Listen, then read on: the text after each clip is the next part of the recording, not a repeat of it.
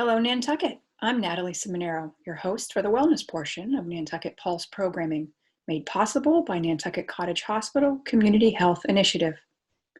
Nantucket Pulse Wellness Program will highlight essential resources to help us balance our new way of living, taking care of ourselves, each other, and connecting to those who can help us during this pandemic. This week, we have Kathleen Minihan, a registered dietitian and licensed nutritionist here on Nantucket Island. She received her master's degree in nutrition and health promotion from Simmons College in Boston in 2007 and was licensed in 2008. As founder of MiniNutrition, Kathleen encourages small, sustainable change while also considering the larger impact that these changes will have on overall wellness, including physical, emotional, and social health. Kathleen is also a dietitian at Nantucket Cottage Hospital, working in both inpatient and outpatient settings. In this episode, Kathleen will address the three main dietary questions at the forefront of everyone's mind during this pandemic. 1, the impact of stress and anxiety on our eating patterns, and what to do about it. 2, access to food. And 3, grocery shopping, safety around grocery shopping, and what to buy. So take a look and enjoy. My name is Kathleen Minihan, and I'm a registered dietitian and licensed nutritionist here on Nantucket. You may know me from MiniNutrition or as a dietitian at Nantucket Cottage Hospital. A little bit about my philosophy. I acknowledge that there are 3 main pillars of health that are interconnected, and nutrition is only one component. I am an advocate of a multidimensional approach when it comes to dietary change and often encourage individuals to consider a team approach, which may include mental health counselors, physical therapists, and doctors, to name a few. You'll get a better understanding why as I talk with you today. So today I'm going to address what I've noticed to be the 3 main dietary concerns at the forefront of everyone's mind during this pandemic. The first would be the impact of stress and anxiety on our eating patterns, and a few tips on how to mitigate that. Grocery shopping and the safety around grocery shopping and what to buy, as well as access to food. I'm only going to be able to briefly address these topics today, and I encourage you to reach out to me either through MiniNutrition or Nantucket Cottage Hospital for any other further clarification. So first, I'm going to talk about the impact of stress and anxiety on your diet and digestion. So there are 3 main common responses to stress and anxiety that may impact you when it comes to nutrition. The first would be a loss of appetite. The second would be an increase in appetite or an increase in drive to eat. And the third would be an experience of symptoms similar to IBS or irritable bowel syndrome or IBD. So first we'll talk about kind of the loss of appetite. A decrease or loss in appetite is more often a short-term response to stress and anxiety. As you begin to experience stress, the sympathetic nervous system, or the fight or flight response, is activated. As a result, the nervous system will then send signals to the adrenal glands, triggering the release of epinephrine, which is a hormone that suppresses your appetite, among other functions. There's a little bit more to it than that, but that's just a basic overview. For most people, this response will be short-lived. But if a low calorie intake persists, it can add physical stress in addition to the already heightened level of emotional stress. So an inadequate energy or calorie intake that is consistent no matter what your size is also linked to an increase in anxiety or depression. So it only piles on to what's already existing. So it is important to mitigate this. So a few ways that you can, so if you do find yourself with little to no appetite for 5 or more days, here are a few things that you can do from a dietary standpoint. Set a schedule and eat at roughly the same time every day, regardless of if you are hungry or not. Even if it's a few small bites, you really want to set that pattern. You want to eat several small meals throughout the day rather than trying to force yourself to eat 2 or 3 large meals. And then you want to choose foods that are enjoyable, that will encourage you to eat. And try to include foods that are calorie dense, such as oils, nut butter, avocado, and cheese. Right now, calories are the most important, and these calorie-dense foods will come in smaller portions and be easier for you to eat at one point in time. So the second response would be an increase in appetite or an increase in drive to eat. So chronic stress more often tends to push our appetite in the opposite direction. It is normal if during this time you are finding yourself wandering into the kitchen more often or eating food that you wouldn't typically choose. As stress and anxiety persists, our body releases cortisol. In an immediate stress response, this releases glycogen or stored sugar that might be used in a fight or flight situation. In a level of constant stress, excess cortisol, along with other hormones, increase your hunger. Eating is also enjoyable, and when you're stressed, a cupcake can momentarily improve your day. So what should you do? During times of high stress, avoid piling on. Shaming yourself for eating would be an example of piling on. Acknowledge that it's happening and kind of move forward with that. It's okay to eat more than you're used to or to eat foods simply for pleasure. Eating foods for enjoyment boosts our dopamine. Continue to eat foods you enjoy while also making time for regular balanced meals. You also want to take a moment to evaluate other activities that provide you stress relief and enjoyment. While it's okay to kind of use food occasionally as a stress relief, we want to add other options in there as well, so it's not your only source of stress relief. Then this brings us to the third response. This would be IBS-like symptoms or a flare-up of an existing irritable bowel disease. You may notice that your stomach just doesn't feel right. You have an increase or decreased urgency to use the bathroom or notice increased gas and bloating. These symptoms may or may not be related to stress, but stress can trigger or exacerbate these symptoms. So while you don't want to just assume that it's stress, it may be a cause, but you definitely want to reach out to a health professional to clarify or to get to the bottom of that. So a few basic responses to stress in the sympathetic state. The hormone CHR is released, triggering the emptying of the stomach by stimulating the colon and speeding up emptying. I'm assuming you understand what that might mean. In a constant state of stress, you have high levels of cortisol, which keep your body in that fight or flight state, which slows your digestion. Our GI tract or our digestion is in its prime when it's in the parasympathetic or relaxed state.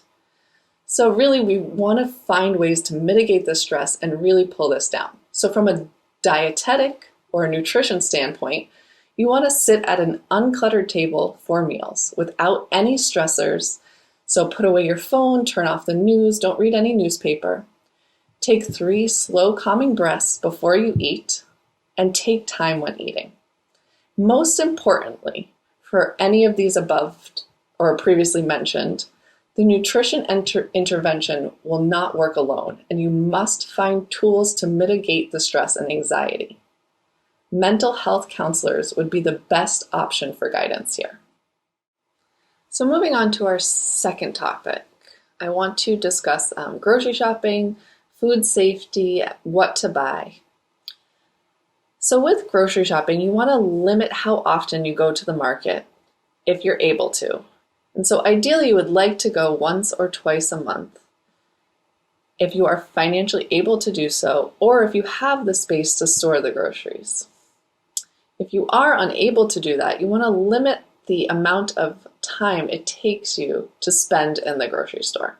So to do this, make a list and a plan knowing that there may not be items there or in stock that are on your list. So it's good to have a backup plan. You also want to choose to go at times when the store is less crowded. I have found that most people tend to go in the morning, but that can change from day to day. When shopping, you want to wear a mask. You want to sanitize your hands prior to putting your mask on, prior to leaving your car, or prior to taking public transit. Once your mask is on, do not adjust it without cleaning your hands. Once there, you want to sanitize your cart with wipes if you're able to. You could also choose to use the self-scan and put your groceries directly in bags as you move through the store. This will limit your time at the checkout, which is a place that's often more crowded. So what to buy? When it comes to proteins, you want to choose meats that have the longest expiration date. Choose some that you can freeze and some that you can eat in the first week. In addition, it's helpful to buy canned beans and dried lentils or beans as well. This can prolong the amount of time in between shopping trips. So fruits and vegetables. Frozen fruits and vegetables will provide you with adequate nutrition and is a good substitute for fresh produce. I personally buy fresh produce for the first week and frozen produce for the second week. You can also choose heartier vegetables that will last longer in the refrigerator. An example would be apples, oranges for fruits, and then carrots, kale, beets, and broccoli for vegetables. A little tip, for things like broccoli, kale that's on the stalk, asparagus, if you trim the ends and place it in a cup of water for a couple hours, it will reboost the life of that vegetable, similarly to fresh cut flowers. So for produce that you will eat raw, things like apples, I personally recommend buying them in bags. It's up to you, but if you don't, you can always wash them off when you get home, set them aside, and they should be safe to eat. So now that you have the groceries, what do you need to do when you get home? So the current advice is that it is not necessary to wash your groceries when you get home. If it gives you peace of mind to do so, then go ahead and do so. But I definitely would recommend washing any fresh produce or rinsing it before you put it away. Taking anything that's in bags, out of bags if you're able to, and storing them in the refrigerator. So once you put your groceries away, you want to dispose of the brown paper bags and wash your hands well with warm soap and water. When preparing foods, you want to simply follow basic food safety. Wash your hands first. Don't put packaged foods or raw meats in the same area that you are preparing foods. And you want to wash your hands before you serve any food and before you eat any food. So the third main issue that we are having across the country is access to food. And there are so many factors that are impacting this access to food. And it could be loss of job, availability, or access to food. Maybe you are unable to go shopping related to health conditions.